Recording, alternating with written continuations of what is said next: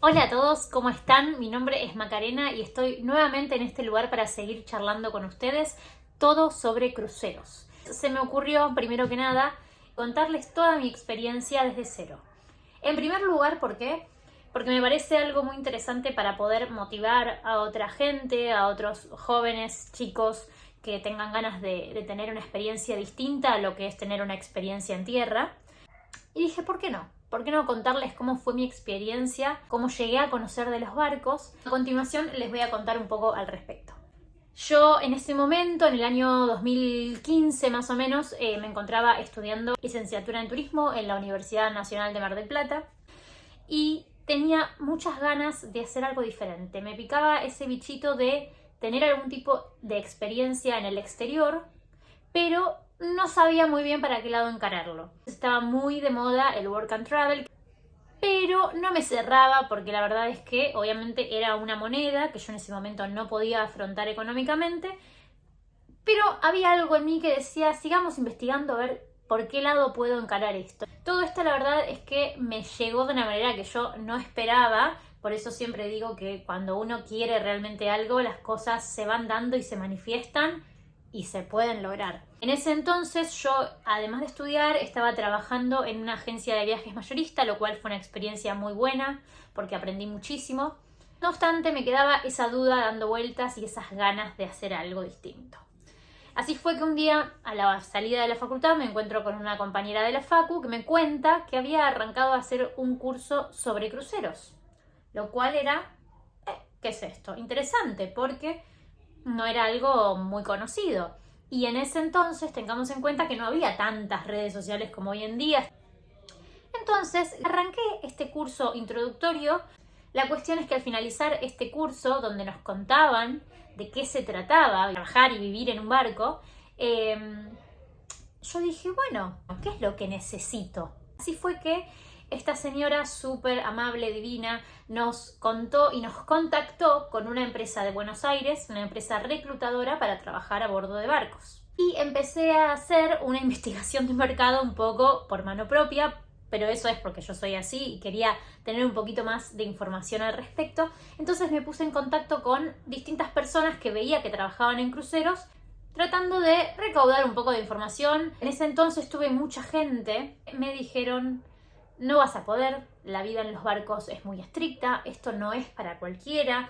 Esas cuestiones fueron las que a mí me hicieron decir, bueno, pero espera, por un lado me están diciendo esto y por otro veo que tienen fotos en el medio del Caribe tirados en la playa. Yo digo, pero yo quiero eso, yo quiero poder viajar. Y para mí en ese momento, era la forma más factible de poder conocer otros lugares que nunca me hubiese imaginado que ibas a conocer. Tanto averigüé que terminé sabiendo cómo iba a ser la entrevista laboral que yo iba a tener para poder aplicar a ese puesto antes de tenerla. Yo ya me sabía cuál iba a ser la entrevista y cuáles iban a ser las preguntas y todas las actividades que tenía que hacer al respecto antes de hacerlas. Así que les digo, está bueno averiguar y obviamente que también está bueno ir con esa parte de incertidumbre propia de las cosas que uno no conoce, porque también ahí está la aventura y esto de salir de la burbuja de lo conocido y de la comodidad. Así fue que apliqué en el área de las tiendas a bordo, es decir, las tiendas duty free, que son las tiendas que no tienen impuestos, como cuando compramos, por ejemplo, en un aeropuerto. Esas son las tiendas en las que yo trabajé.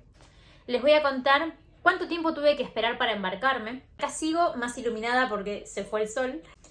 Una vez que yo envío mi currículum con un formato específico para trabajar en el barco a la empresa intermediaria de Buenos Aires, ellos me comentan cómo continúa el proceso, en este caso cómo iba a ser las distintas fases de entrevistas, porque no fue una, fueron varias. Si les interesa saber específicamente cómo fue la entrevista para llegar al barco, me lo dejan saber y hacemos un video específico sobre eso, porque hay bastante que charlar al respecto. Una vez que pasé mi entrevista, me llega un mail con la confirmación de que había quedado seleccionada. Ahí la empresa intermediaria me solicita toda la información necesaria para la documentación necesaria para el barco y hacemos por un lado tema visa y tema estudios médicos, que serían los preocupacionales.